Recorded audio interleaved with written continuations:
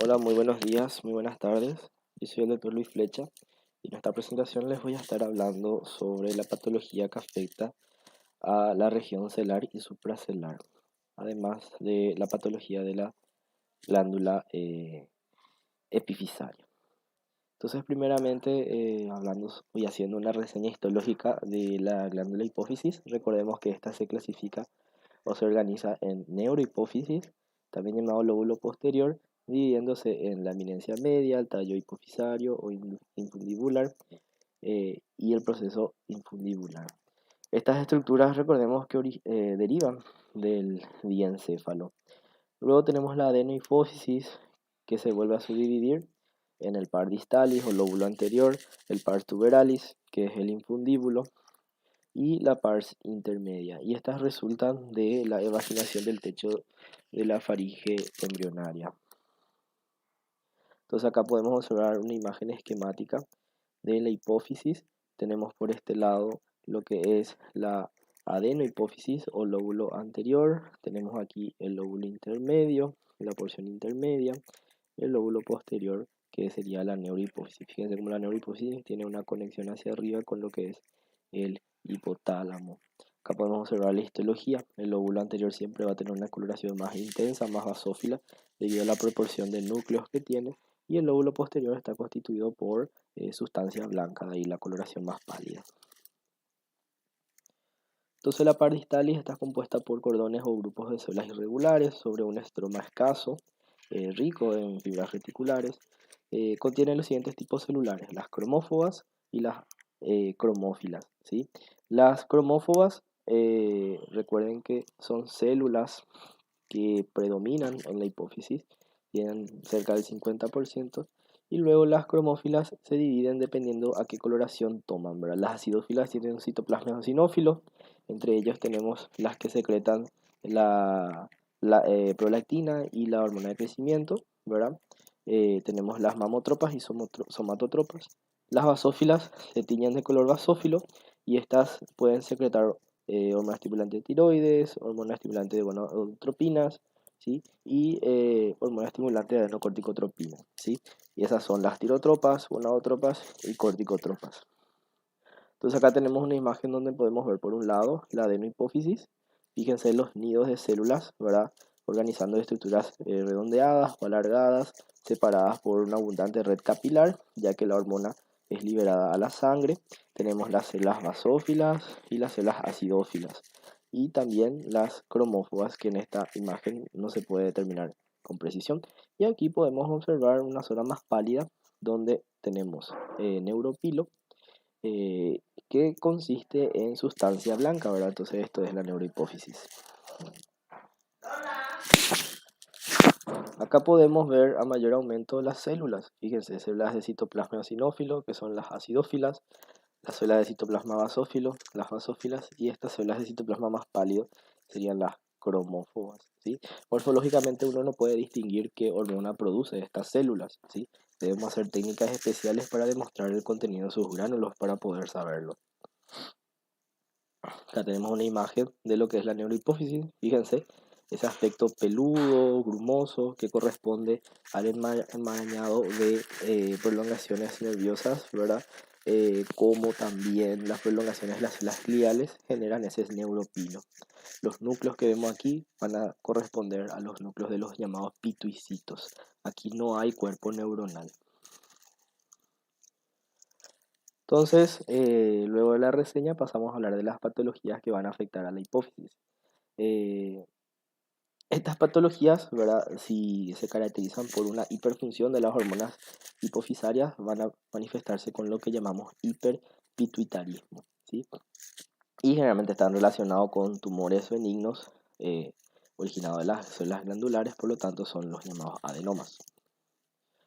Entonces, la gran mayoría de los adenomas que vamos a observar en la hipófisis son hiperfuncionantes, y solo un tipo celular suele producir un tipo de hormona, ¿sí? Representa el 10% de las neoplasias intracraneales, es más frecuente en adultos entre los 30 a 40 años, mayormente son lesiones únicas, pero en un 3% puede asociarse a otros tipos de tumores y formar parte de lo que se llama la neoplasia endocrina múltiple.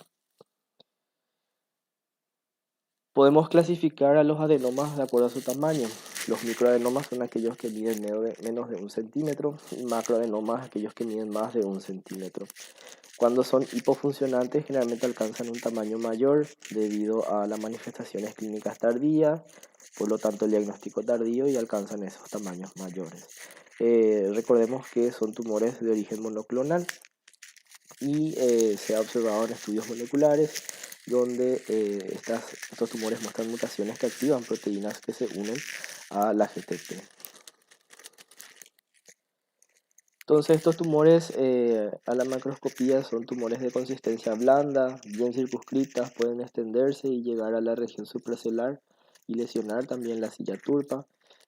Algunos no son encapsulados, si son mayores pueden presentar focos de necrosis, hemorragia, y existe algo que se llama la apoplejía hipofisaria, que es una hemorragia aguda de un adenoma que se produce debido al crecimiento rápido de este tumor. Histológicamente, las células del adenoma son células poligonales, uniformes, dispuestas en capas o cordones. La red reticular va a ser escasa en su estroma. Los núcleos pueden ser uniformes o pleomorfos con escasa actividad mitótica.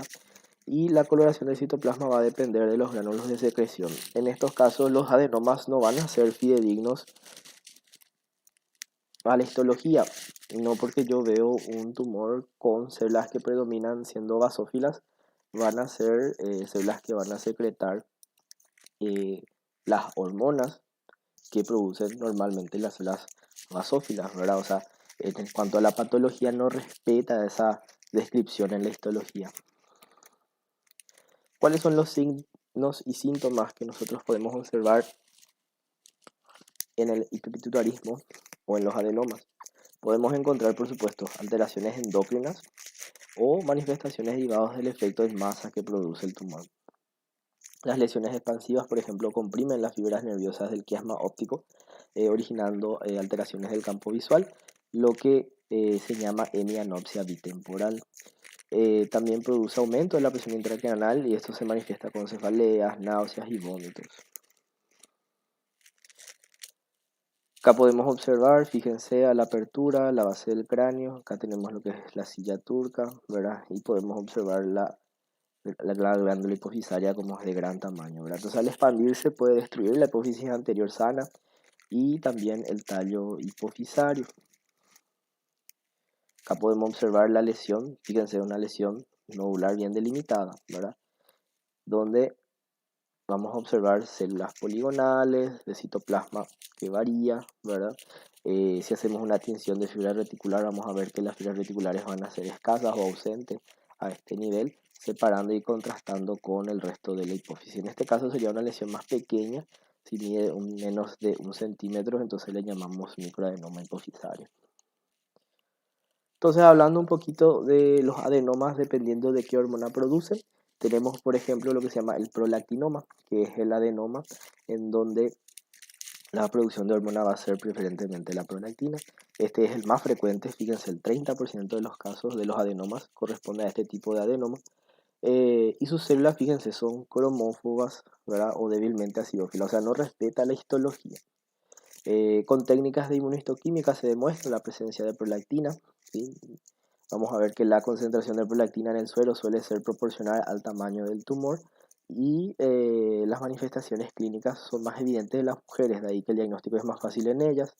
Se manifiesta con amenorrea, galactorrea, pérdida de la libido y esterilidad. Acá podemos ver las células tumorales del adenoma hipofisario, que nos dice que es un prolactinoma. Fíjense que morfológicamente es imposible saber qué hormona produce. Las células son todas uniformes, ¿verdad? Haciendo cordones, columnas, ¿sí? Con muy poca o casi nada de atipia y tampoco no se ve mitosis. Fíjense que existen otras causas también de prolactinemia, de ahí que Es importante como diagnóstico diferencial. Uno de ellos es el embarazo, la estimulación del pezón, la hiperplasia de las células lactotropas, los fármacos que bloquean los receptores de dopamina, tenemos lesiones traumáticas a nivel del tallo, tenemos los antagonistas de los receptores de dopamina, la reserpina, el hipotiroidismo, estrógenos e insuficiencia renal también puede conducir a una hiperprolactinemia. Luego tenemos los adenomas que secretan hormona de crecimiento. Entonces estos secretan hormona de crecimiento, sería el segundo lugar en frecuencia con respecto a los adenomas secretores. Se originan a partir de la expansión monoclonal de una célula que sufre una mutación somática. El 40% de estos adenomas expresan un oncogen llamado GSP. Y acá podemos ver, fíjense, la lesión en la hipófisis. Esta lesión debemos determinar cuánto mide para llamarle micro o macroadenoma. Acá las células también son cromófobas o débilmente acidófilas. En ocasiones puede encontrarse prolactina inmunoreactiva. La hipersecreción de hormona de crecimiento estimula la secreción hepática de lo que se llama factor de crecimiento similar a la insulina. Y en niños va a producir lo que se llama gigantismo, ¿verdad? Van a ser de estatura elevada debido a que todavía no tienen el cierre de las placas epifisarias, placas de crecimiento, y va a generar un crecimiento del cuerpo, ¿verdad? Del organismo, de ahí que ellos van a ser bastante altos. Y en adultos va a producir lo que se llama la acromegalia, ya que ellos no pueden más crecer de largo por el cierre de las placas epifisarias, van a crecer de ancho, ¿verdad? Y son las regiones acras lo que sufren mayor crecimiento. Esas serían, por ejemplo, la nariz, la mandíbula, las palmas de las manos, los dedos, los pies. Acá podemos observar una imagen histológica. Esto sería una tinción especial de inmunohistoquímica que tiene que marcar, ¿verdad?, a las células secretoras de hormonas de crecimiento. Otros trastornos que podemos observar relacionados a la hormona de crecimiento son la disfunción gonadal, la diabetes mellitus, la debilidad muscular generalizada, la hipertensión arterial, y también existe un riesgo de desarrollar un carcinoma a nivel gastrointestinal. Luego tenemos los adenomas que secretan adenocorticotropina, ¿verdad? Son llamadas las corticotropas. Estas suelen ser más pequeñas, las células son basófilas o acidófilas, fíjense nuevamente, no respeta la histología. Cuando las corticotropas secretan mayor cantidad de CTH, puede estimular la secreción de cortisol por parte de la suprarrenal, y esto lleva a lo que se llama un hipercortisolismo o síndrome de Cushing. Acá podemos observar, fíjense cómo morfológicamente todos los tumores son bastante similares. La distinción es a nivel de técnicas especiales donde demostramos la presencia de sus gránulos, ¿verdad? En este caso no es una tinción especial, veo que las células son todas uniformes, todas monótonas, separadas, ¿verdad?, por espacios vasculares amplios que son capilares, donde va la hormona. Luego tenemos otros adenomas. Fíjense que los adenomas pueden producir más de una hormona, como por ejemplo la gonadotropina, prolactinas. Estos son llamados adenomas mixtos, ¿sí? Los adenomas gonadotrófos producen LH-FSH, los tirotrofos producen TSH, pero ya son más raros, ¿verdad? Tenemos también los adenomas de células nulas que no son funcionantes, ¿sí? Y los carcinomas son muy raros y no son funcionantes generalmente, y pueden metastatizar en ganglios linfáticos, hígado u otros. Acá tenemos una imagen. En esta imagen podemos observar una masa tumoral de gran tamaño, ¿verdad?, con un gran efecto en masa, desviando la línea media, ¿sí? Podemos ver que tiene una coloración heterogénea con áreas de hemorragia y necrosis. Morfológicamente, un adenoma y un carcinoma son diferentes o son difíciles de distinguir cuando hablamos de glándulas endócrinas. El hecho de confirmar una metástasis es lo que nos va a determinar que el tumor endocrino sea maligno. Luego tenemos el hipopituitarismo, o sea, las manifestaciones clínicas debido a la disminución de la producción de las hormonas hipofisarias. Esta disminución de la secreción de hormonas hipofisarias puede ser debido a enfermedades del hipotálamo o de la hipófisis. Esta hipofunción de la hipófisis anterior solo se va a manifestar si existe una pérdida del parénquima alrededor del 75%. ¿Quiénes pueden producir? Y tumores o lesiones que ocupan un espacio, ¿verdad? Entonces le desplazan a las células hipofisarias normales y estas no pueden cumplir su función. Entonces los ejemplos son adenomas, metástasis, tumores malignos. También puede ser causado debido a una cirugía, una radiación a nivel de la hipófisis, la presencia de quistes, de Rathke, la apoplejía hipofisaria, la necrosis isquémica de la hipófisis que se llama síndrome de Sheehan, el síndrome de la silla turca vacía, tenemos los defectos genéticos, tumores como el craneofaringioma o metástasis, tenemos enfermedades infiltrantes como sarcoidosis o la meningitis tuberculosa también. Luego tenemos los síndromes que producen lesiones o tumores a nivel de la hipófisis posterior. Los síntomas de la hipófisis posterior de importancia clínica son los que están relacionados con la secreción de ADH y se manifiesta con lo que se llama la diabetes insípida debido a la secreción inadecuada de esta hormona ADH. Las causas más frecuentes de secreción ectópica de neoplasias malignas de este ADH vemos, por ejemplo, en el pulmón.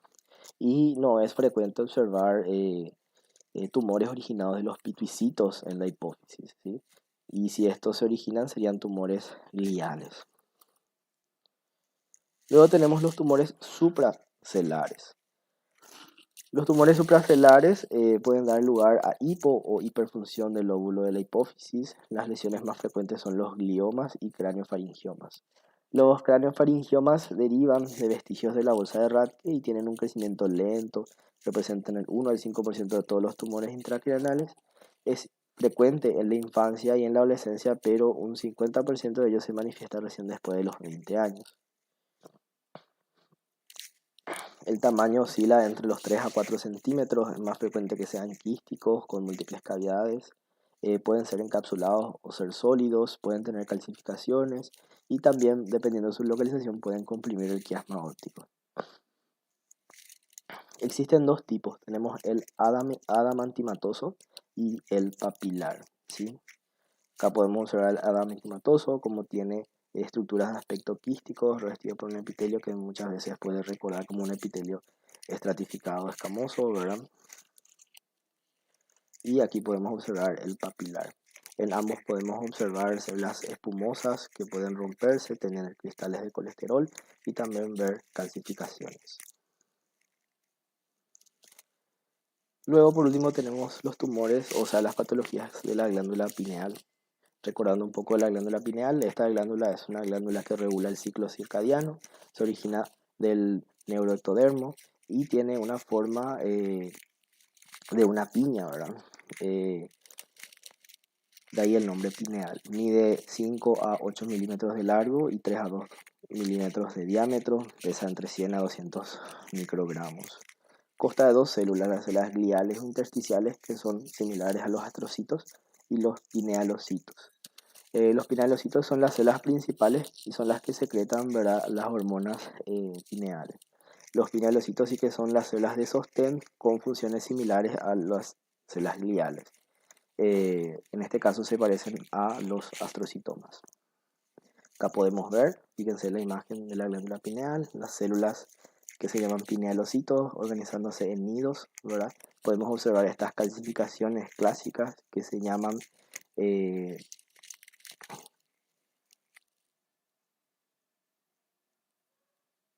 arenas cerebrales o arenillas cerebrales, viene a ser el nombre que llevan, y es característico para diagnosticar el órgano. Entonces los tumores que se originan de los pinealocitos serían los pinealomas.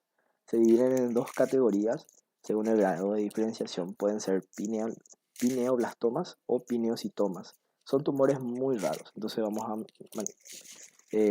simplemente comentar. Adoptan formas parecidas a los tumores embrionarios. Entonces tenemos los pineoblastomas, afectan en personas más jóvenes, son lesiones blandas grisáceas con áreas de hemorragia y necrosis, pueden infiltrar el mesencéfalo o el hipotálamo. Histológicamente está formado por masas de células pleomorfas con núcleos grandes, hipercromáticos que parecen ocupar todas las células. Las mitosis son frecuentes, pueden formar rosetas mal formadas.